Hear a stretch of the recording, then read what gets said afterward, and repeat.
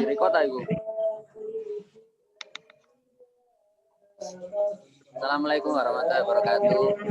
Kami dari kelompok 2 mau mempresentasikan mengenai pengertian Pancasila dan perumusannya. Presentasi akan dibuka oleh Saudara Anggun. Silakan Saudara Anggun.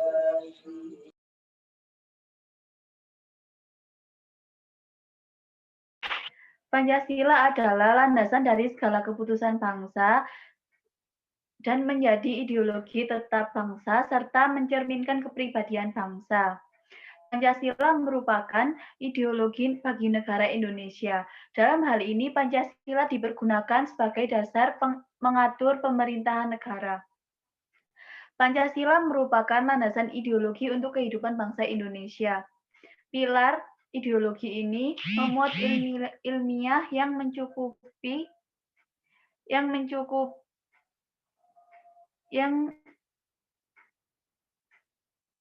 istilah Pancasila merupakan landasan ideologi untuk kehidupan bangsa Indonesia.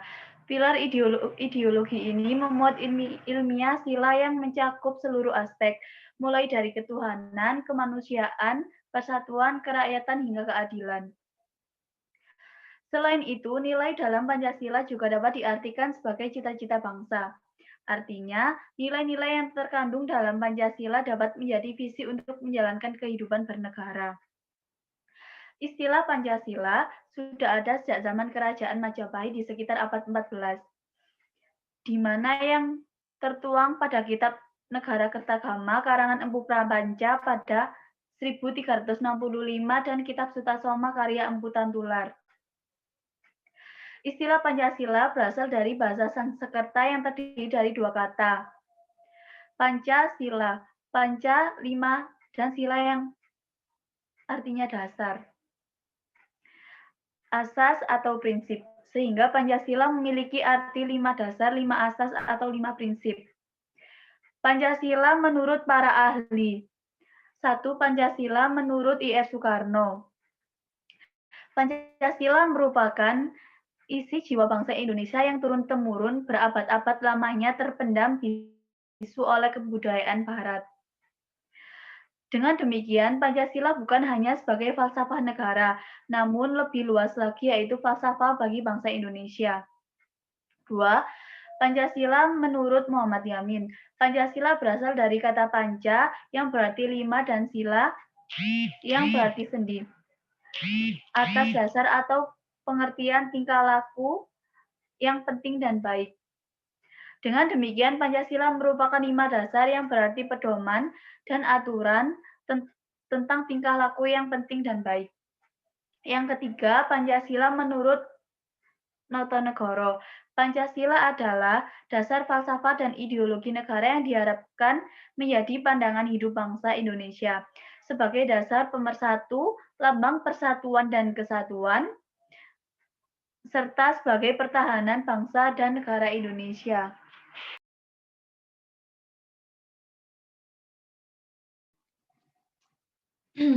Proses pengrumusan dan pengesahan Pancasila. Terbentuknya BPUPKI pada tanggal 7 September 1944, yaitu Perdana Menteri Jepang memberikan janji kepada Indonesia bahwa akan memerdekakan Indonesia. Tapi pada waktu itu kedudukan Jepang sudah oleh sekutu, didesak oleh sekutu, maka pada tanggal 28 Mei 1945 BPUPKI dilantik oleh Genshei Kan yang diketuai oleh Dr. Rajitman Widyodiningrat, Ketua Muda oleh Raden Panji Suroso, Ketua Muda dari anggota luar biasa orang Jepang, Ichi Bangase. BPUPKI mengadakan sidang dua kali pada tanggal 29 Mei sampai 1 Juni, dan sidang kedua pada tanggal 10 Juli sampai 16 Juli 1945. Sidang pertama BPUPKI itu untuk merancang dasar negara Indonesia merdeka. Pada tanggal 29 Mei sampai 1 Juni, ada 3 tokoh yang mengusulkan tentang 5 asas dasar negara.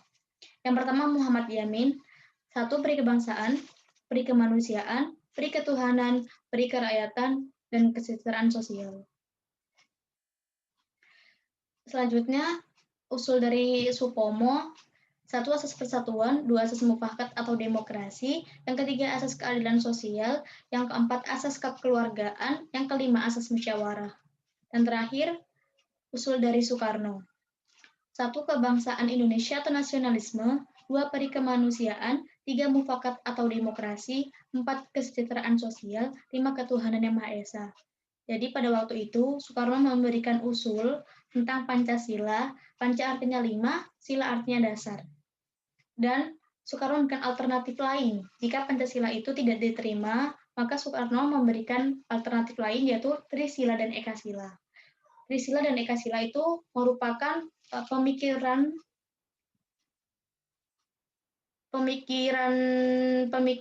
Soekarno dari tahun 1930-an. Proses perumusan dan Pancasila setelah pidato Soekarno dibentuk panitia kecil atau panitia 9 yang diketuai oleh R. Soekarno dan anggotanya Ki Bagus Hadikusumo, Ki Haji Wahid Hasyim, Muhammad Yamin, Ahmad Subarjo, Abdul Kahar Muzakir, Abi Kusno Cokrosuyoso, Muhammad Atta, dan terakhir Haji Agus Salim. Panitia 9 ini bertujuan untuk memeriksa usul-usul yang masuk, menampung, dan melaporkannya kepada sidang pleno BPUPKI yang kedua. Oleh karena itu, seluruh anggota BPUPKI diharapkan untuk mengajukan usul secara tertulis selambat-lambatnya itu tanggal 20 Juni. Karena Panitia 9 akan mengadakan sidang pada tanggal 22 Juni. Selanjutnya, sidang BPUPKI kedua pada tanggal 10 sampai 16 Juli 1945. Sidang kedua ini bertujuan untuk melaporkan. Jadi Soekarno melaporkan hasil sidang panitia 9 kepada BPUPKI yang menghasilkan Piagam Jakarta atau Jakarta Karakter yang berisi 1. Ketuhanan dengan kewajiban menjalankan syariat Islam bagi para pemeluk-pemeluknya, yang kedua kemanusiaan yang adil dan beradab, yang ketiga persatuan Indonesia, yang keempat kerakyatan yang dipimpin oleh hikmat kebijaksanaan dalam permusyawaratan perwakilan, yang kelima keadilan sosial bagi seluruh rakyat Indonesia. Keputusan sidang menganjurkan agar Panitia 9 meneruskan tugasnya menyusun rancangan hukum dasar. Jadi, BPUPKI menganjurkan agar Panitia 9 ini membentuk panitia kecil lagi untuk menyusun rancangan hukum dasar. Dan pada tanggal 15 sampai 16 Juli, R. Soekarno menyampaikan konsep rancangan hukum dasar dan Muhammad Hatta tentang hak asasi manusia. Pada tanggal 16 Juli, BPUPKI menyetujui dan menerima rancangan hukum dasar tersebut. Dengan ditutupnya sidang BPUPKI yang kedua, maka tugas BPUPKI dinyatakan selesai dan dilanjutkan oleh PPKI.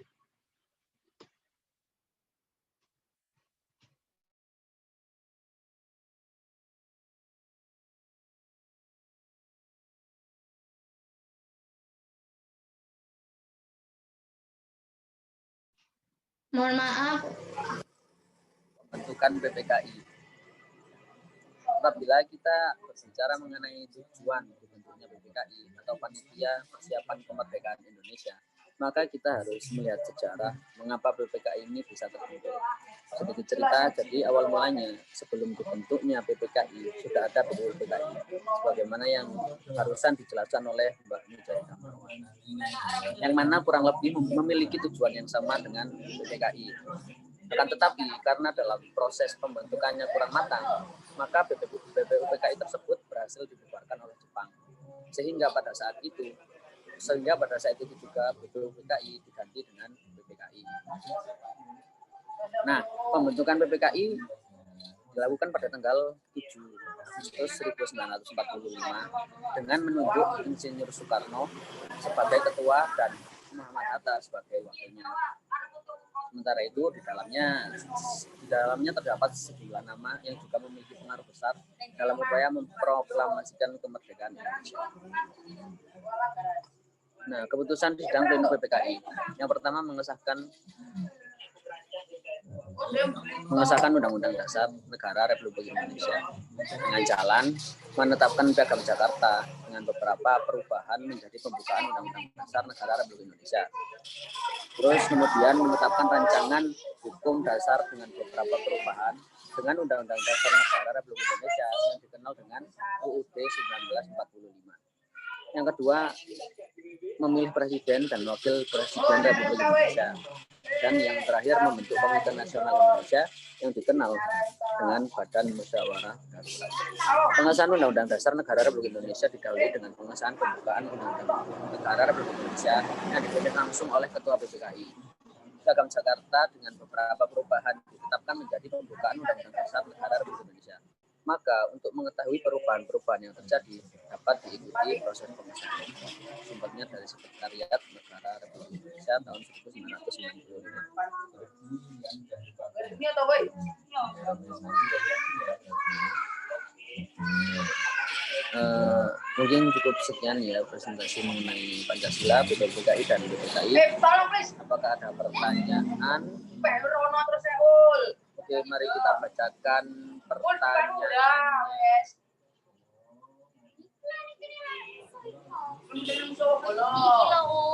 Pertanyaan yang pertama. Mengapa rumusan dalam Ekasila yang disampaikan Soekarno berbunyi ketuhanan ditempatkan di poin ketiga? Itu pertanyaan pertama. Pertanyaan kedua, mengapa dari ketiga rumusan yang disampaikan oleh Insinyur Soekarno yang paling menonjol rumusan Pancasila? Yang ketiga, apa isi kitab Kertagama? Pertanyaan keempat, mengapa sila ketuhanan yang Maha Esa pada pidato Insinyur Soekarno itu diletakkan terakhir? Pertanyaan terakhir, bagaimana kelanjutan Pancasila setelah sidang BPUPKI? Saya menjawab untuk pertanyaan yang pertama, mengapa rumusan dalam Ekasila yang disampaikan Soekarno berbunyi ketuhanan ditempatkan di poin ketiga. Jadi pada waktu itu Insinyur Soekarno berpidato pada tanggal 1 Juni. Insinyur Soekarno mengusulkan Pancasila tanpa teks. Jadi Insinyur Soekarno berpidato tanpa teks dan merumuskan Pancasila tersebut.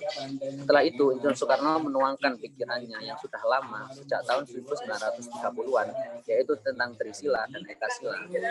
Isi dari Trisila yaitu sosialisme sosio-demokratis dan ketuhanan. Mengapa ketuhanan di nomor 3? Karena dari ketuhanan tersebut sudah mencakup dari isi Trisila yang pertama dan kedua, yaitu sosionasionalisme. Maksudnya bahwa semua bangsa dan negara harus mempunyai agama, tidak boleh yang tidak mempunyai agama. Lalu yang kedua, sosiodemokratis.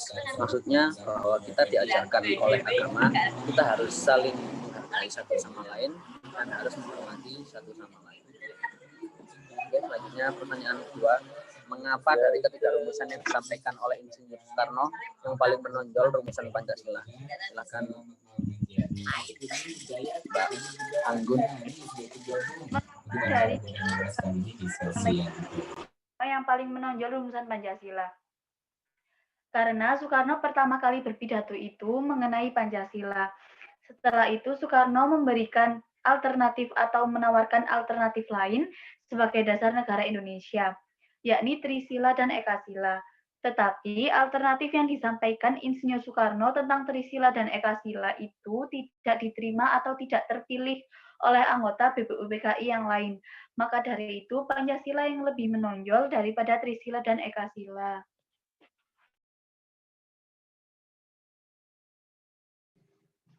Oke, saya akan menjawab pertanyaan ketiga, yaitu tentang isi dari kitab Nata Kertagama.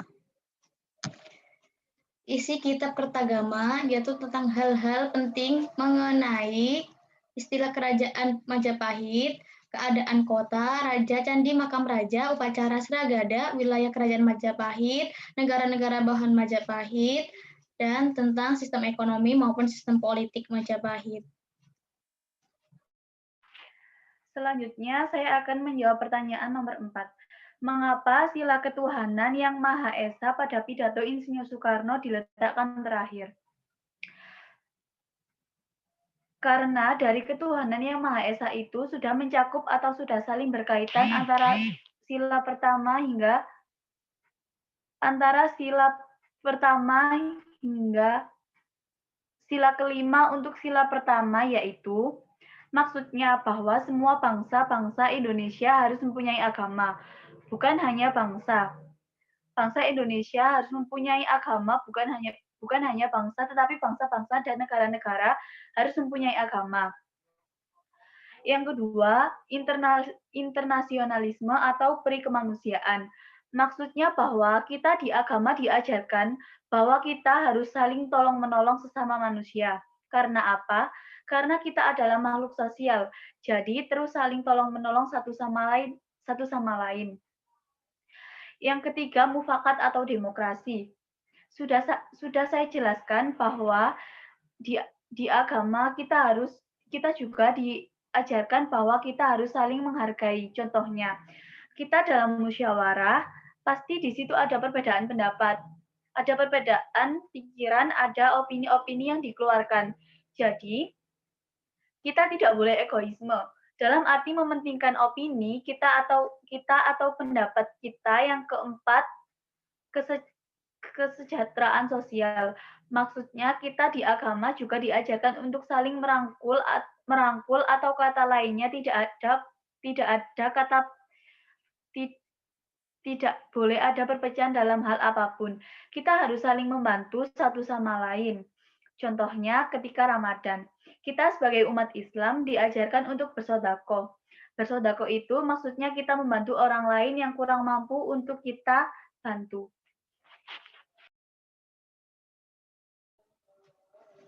Oke, saya akan menjawab pertanyaan kelima, yaitu tentang bagaimana kelanjutan Pancasila setelah sidang BPUPKI.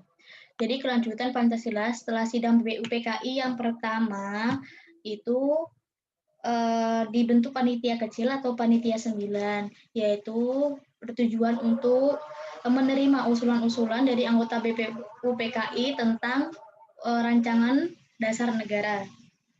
Selanjutnya, pada tanggal sidang kedua BPUPKI 10 Juli sampai 16 Juli, PR Soekarno sebagai ketua mengusulkan atau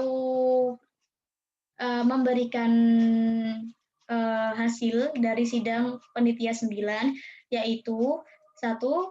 Ketuhanan dengan kewajiban menjalankan syariat Islam bagi para pemeluk-pemeluknya. Yang kedua, kemanusiaan yang adil dan beradab. Yang ketiga, persatuan Indonesia. Yang keempat, kerakyatan yang dipimpin oleh hikmat, kebijaksanaan dalam permusyawaratan perwakilan. Yang kelima, keadilan sosial bagi seluruh rakyat Indonesia.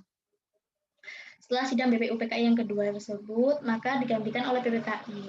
Nah, setelah proklamasi, sehari setelah proklamasi, PPKI mengadakan sidang pada tanggal 18 Agustus 1945. Tetapi sebelum sidang dilaksanakan, ada seseorang utusan datang kepada Muhammad Atta. Mereka bilang bahwa orang-orang Indonesia bagian timur itu tidak setuju dengan hasil dari Piagam Jakarta tadi, yaitu yang tentang ketuhanan dengan kewajiban menjalankan syariat Islam bagi para pemeluk-pemeluknya. Maka Muhammad Atta mengambil jalan tengah. Muhammad Atta dengan Wahid Hasyim dan kawan-kawannya itu merumuskan bagaimana caranya agar tidak adanya perpecahan dalam Indonesia. Akhirnya, Muhammad Atta bersama Wahid Hasyim dan kawan-kawannya itu merumuskan dan mengusulkan kepada panitia 9 untuk bagaimana caranya biar bisa diterima.